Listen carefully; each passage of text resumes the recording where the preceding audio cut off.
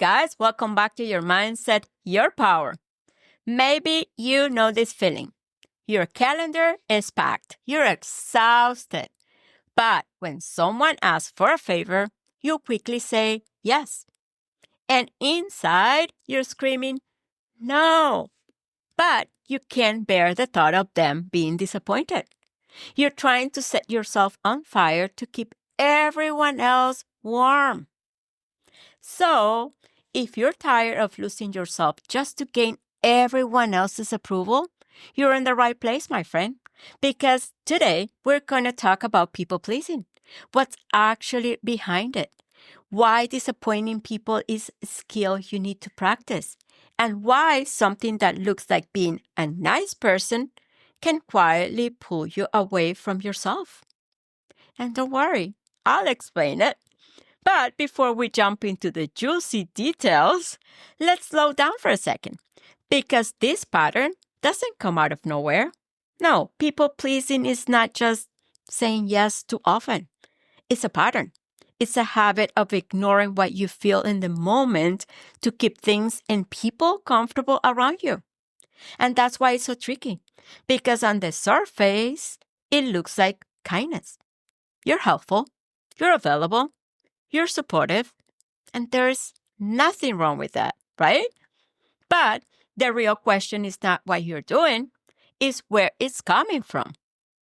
Are you choosing to help too quickly without checking with yourself first? Or are you trying to avoid something deeper you feel? Because those are two very different experiences, my friend. And you can actually see this difference very clearly when you look at how it feels inside. Because from the outside, people see someone who is easy to be around. You're the one who says, it's fine, whatever works. You're the one who arranges your schedule without making a big deal out of it. You're the one who takes on a little more just to keep things running smoothly. And again, none of that is wrong. But internally, there is a different experience happening. There is that moment before you answer, where you hesitate. Maybe it's when someone asks you to do something on a day you're finally going to rest. And instead of saying, I can't today, you hear yourself saying, yeah, I can do it. Or when you agree with something you don't actually agree with, just to avoid getting into a heated conversation. Those moments, my friend, seem small, yeah, but they add up. And over time, you start notice that you are showing up in ways that don't fully reflect what you actually want or need. And this is important because most of us didn't just woke up one day and decided to be this way. For a lot of us, this pattern starts early.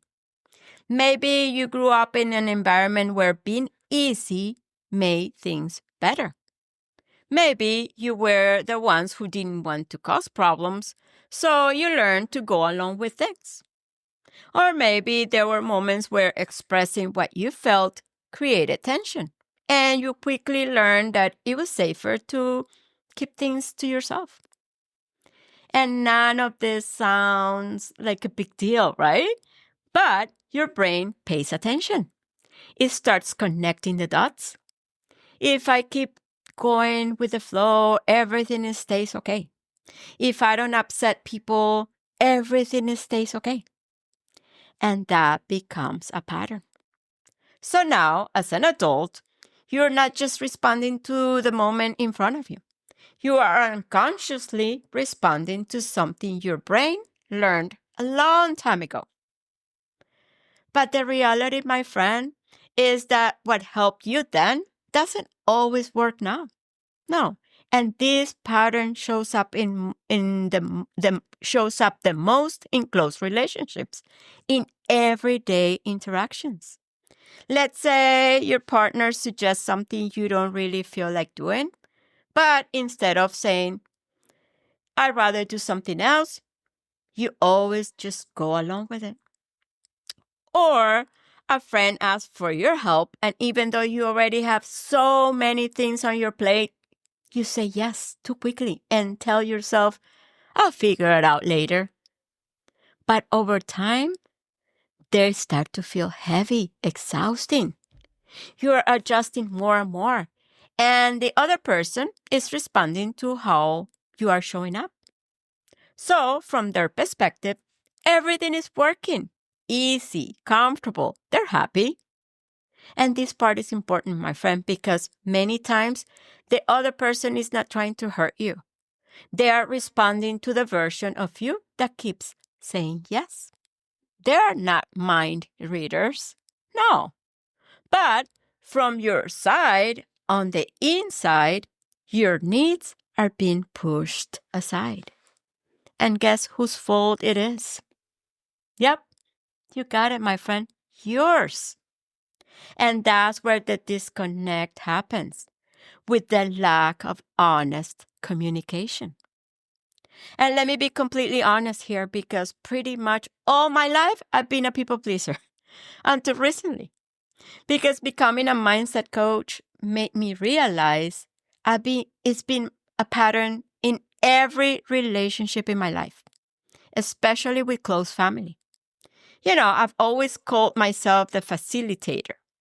I've been that person that wants to anticipate everyone's needs, that wants to make everyone's life easy and comfortable. Often meaning leaving my needs aside to prioritize others. And don't get me wrong, I love caring for others, especially those who I love. That's my nature. And I love spoiling my family, friends, and pets too. Yes, my pets. Even I spoil my two parakeets. Do you know how hard that is? Spoiling a parakeet? And managed to do it, my friend. And my dog, that was another level. He didn't even know he was a dog. But listen, here comes the big but. Very often, I was so drained, exhausted, resentful, and frustrated because I was doing too much for everyone. I was saying yes to everything. Yes was the most popular word in my vocabulary. I never delegated. I never asked for help or shared the workload with others until I was completely depleted of energy and in a bad mood. So it was not their fault. It was my fault. So I reacted instead of communicating and asking for help way earlier. And then there was the guilt and the shame for my reaction. And the spiral begins. So what did I learn when I became aware? I didn't stop helping people or doing things for my family or friends or even pets. I didn't become distant or unavailable. No. But I learned that putting myself first is not selfish. It's self-love and self-respect. And that by doing that, I will show up fully, better, happy, with energy, a better version of myself. Because the truth is, you can't pour from an empty glass, right? And I started asking myself one simple question before I answered yes too quickly. Do I actually have the energy for this? And sometimes the answer was yes, but sometimes it was no. And in those moments, instead of automatically saying yes, I started being honest, asking for help when I needed it, and saying no with love. Was it easy to stop being a people pleaser? No, not at all. For me, it wasn't. It was a process, like pretty much everything you want to change or learn, right? Because knowing is one thing and doing it is another. And let me tell you, to me, the hardest part was not just saying no. The hardest part was dealing with what comes after. That moment where someone looks a little surprised or even offended because they're not used to you setting boundaries. The disappointment, the reaction. And then you start thinking, was that too much? Are they mad at me? Should I have just said yes? Am I being selfish? That internal reaction is very real, my friend, especially in the beginning. That discomfort is real. But it doesn't mean you're doing something wrong. It means you're stepping out of the pattern that felt familiar, and a pattern that was not healthy for you, for your well-being, and not even for the people you care about. And like Jefferson Fisher, a trial attorney and communication expert I respect so much, says, you have to practice the skill of disappointing people. Because if you are always a people pleaser, that's not going to get you very far. You need to practice being okay with that guilt that is normal to feel at the beginning. And listen, if the people really care and love you, they will also learn to respect your boundaries and they will support your decisions. Now, before I give you the tools and the techniques to stop betraying yourself to please someone else, I want to add something else that is really important for you to understand. Because this goes even deeper than just protecting your energy or your relationships. Because a lot of times, people pleasing is also connected to something we don't always talk about: loneliness. You know, that feeling of wanting to belong, to feel accepted, to feel part of something. And when that need is strong, my friend, you can start saying yes to things that are not aligned with who you are, just to keep that connection. We ignore what we feel. We silence our doubts because the fear of losing that connection feels bigger than the need to be honest with ourselves. And this is where people pleasing can really take you places you don't want to go if you're not aware, my friend. Because learning how to say no is not just about protecting your time and your energy. It's about knowing yourself so well, your values, your limits, what feels right and what doesn't, that no one can easily push you into something you're not comfortable with. Because if you don't have that clarity and that courage, people can influence you, pressure you, and even manipulate you without you even realizing it. And that can show up in so many ways. It can be in friendships, like having a friend who pressures you to do something you don't want to do, something that doesn't align with your values. But because you're afraid of losing that friendship, you just say yes. Or staying in relationships where someone is constantly putting you down. And instead of setting boundaries or walking away, you stay because being alone feels harder. And the danger is that if you don't stop those patterns, my friend, over time, one small self-betrayal at a time, you start losing yourself in the process. All right, so now let's break that people pleaser habit and pattern, right?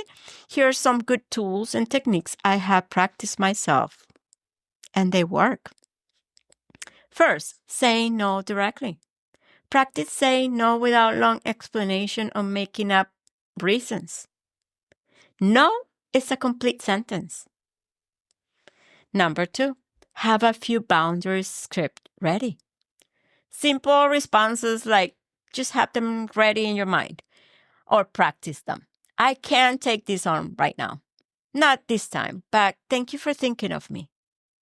You don't have to figure it out in the moment every time. You can just have those in your pocket. 3, prioritize your own energy. Your needs, your rest, and your goals matter too. If you keep giving everything to everyone else, there will be nothing left for you, my friend. Next, practice self-compassion. When guilt or fear shows up, don't beat yourself up. Just say, this is something new for me. Talk to yourself with the same understanding you give others. And start making small decisions. Even something simple like choosing a restaurant.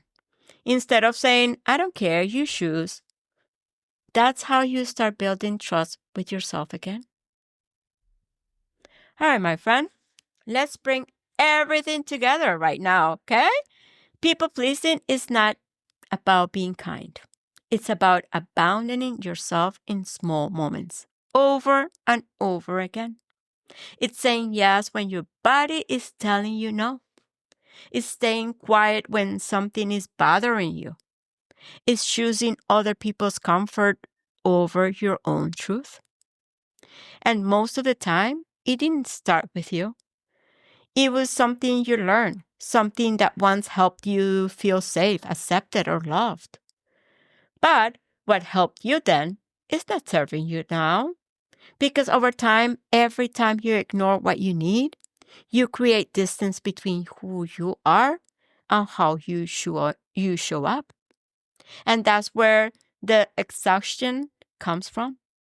That's where the frustration comes from.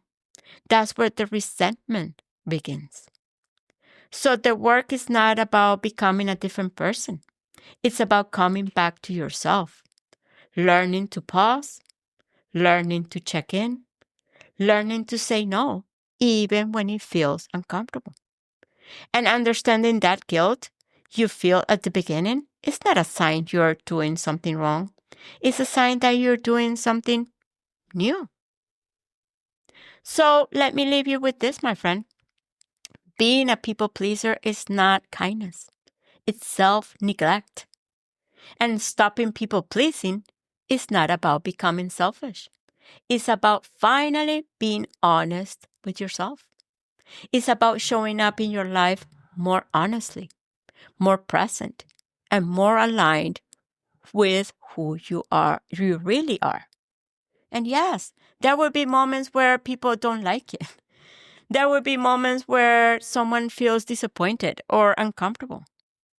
And you will feel it too, my friend. That guilt, that second guessing, that voice in your head. Yes, but my friend, that is part of the process. Because you're not responsible for making other people happy. And you're not responsible for managing other people's emotions. You are responsible for how you show up in your own life. And when you stop over-explaining, when you stop over-apologizing, when you start honoring what you need, something powerful happens. You stop betraying yourself. And you start trusting yourself. And that changes everything. So start small. Pause before you say yes. Check in with yourself. And when the answer is no, say with respect and mean it. Because the more you do it, the more you come back to yourself. And that, my friend, is where your power is.